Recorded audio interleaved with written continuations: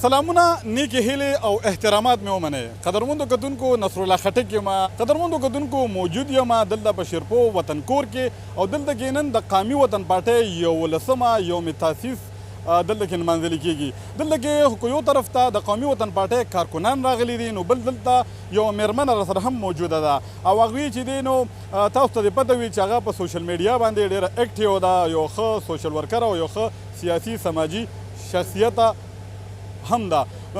ډېره مننه میډم، لومبیا سره خپله پېژنګلو کې سم نوم دی، کومې پارټۍ سره تعلق لري او په پارټۍ کې سره کومه عهده ده؟ ډیره مهرباني ستاسو. زما نوم تانیا ګل ایډوکیټ دی او زه قومي وطن پارټۍ کې یم. په دې وخت کې زه صوبایي کابینه کې ایز پروونشل جوائنټ سیکرټري یم. میډم 11 یوم تاسیس دی د قومي وطن پارټۍ تجدیدي عهد دی، نو ډېر کارکنان هم راغلي وو، تاسو هم دلته کې یو ښځه چې دی نو دلته کې شمولیت وکړو. څه مو وایې په دې موقع باندې؟ 11 تاسیس و دلته کې تاسو شرکت وکړو، یوازینۍ ښځه وې دلته کې موجود وې، څه به وایې په دې موقع باندې؟ جی یقینا نن ډیره د خوشحالۍ ورځ ده چې په شیرپاو وطن کور کې نن دومره ښکلی پروګرام وشو او د قومي وطن پارټۍ 11 کاله وشو. زه خپل ځان دپاره دا اعزاز ګڼم چې زما هم په دې پارټۍ کې به انشاءالله د را روان کال کې به 10 کاله پوره شي. قومي وطن پارټۍ مشران ملي رهبر آفتاب محمد خان شیرپاو او سکندر حیات خان شیرپاو یقینا د خواتین دپاره د زنانو دپاره یو بهترین پلیټ فارم ورکوي، سپیس ورکوي. ما چې کله خپل سیاسي کیریر آغاز وکړو، سیاسي سفر آغاز مې وکړو، نو زه د مردان ویمن وینګ چیرپرسن هم پاتیم، زه زونل چیرپرسن هم پاتیم او نن زه خپل مشرانو سره په صوبایي کابینه کې. نو زه خو خپل ټولو پښتنو خویندو ته دا خواست کوم چې راشئ موږ سره د خپل سیاسي سفر آغاز وکړئ. میډم نن سبا که موږ وګورو پښتانه ډېرې دې ستونزې لري، خو په تېره کې زنانو ته هم چې دی نو پښتنو خویندو ته، زموږ میندو ته، زموږ بچو ته سیاست کول چې کوم دی نو ډېر ګران کار دی او په ډېر ښه نظر ورته نه کتلی کېږي. تاسو چې دی نو په پښتنو معاشره کې ژوند کوئ، بیا سیاسي ګوند سره تعلق لرئ، اکټیو سیاست کوئ، څه مشکلات لرئ او که نه؟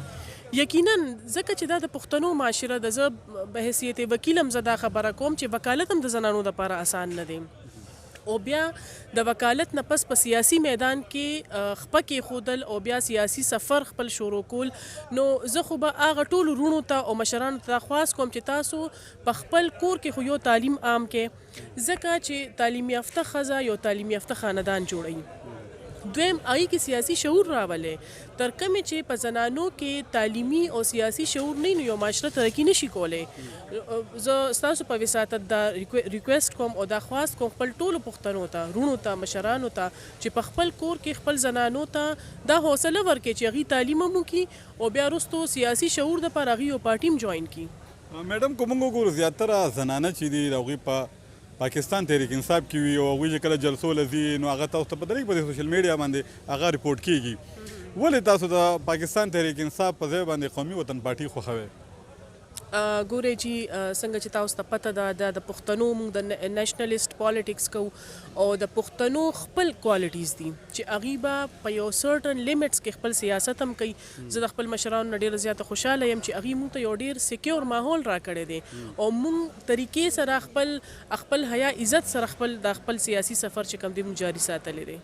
قومي وطن پارټي آفتاب محمد خان شیرپو، سکندر حیات خان شیرپو کې څه داسې کوالټیز دي یا هغه څه وینئ تاسو چې هغوی د قومي وطن پارټۍ د پښتنو دپاره هغوی را روان وخت کې یو ډېر غټ اچیومنټ حاصلولی شي؟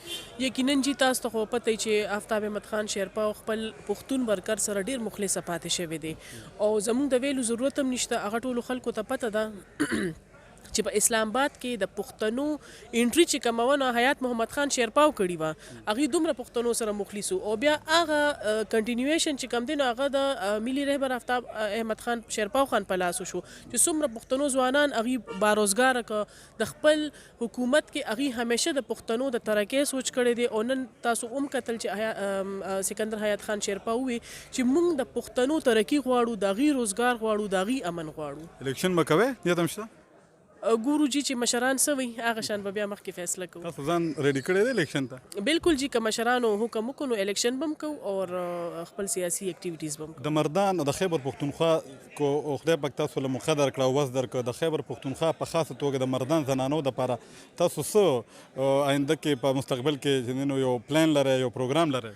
یقینا چې زه خو خپل پرسنل کیپیسټي کې هم لګیا یم، زه چونکې وکیله هم یم او ایز ا سوشل ورکر هم زه لګیا یم خپل مردان زنانو دپاره او د پارټي په پلیټ فارم باندې به هم انشاءالله که پارټي پښتنو په موږ اعتماد وکړو حکومت کې رالو نو انشاءالله مردان زنانو دپاره موږ ډېر کارونه کوو. ډېر مننه قدرمنو کتونکو. تانیا ګل میډم را سره وه او هغوی دغه چې دی نو خپل نیک خواهشات چې دی نو قومي وطن پارټۍ سره چې دی نو آینده دپاره هم د تلو چې دی نو هغې اظهار وکړو. دا یې ومنل چې زه هغه خوش قسمته یم چې 11 کاله د پارټۍ وشو او 10 کاله چې دی نو ما وشو چې ما پارټي جاین کړې ده. ډېره مننه.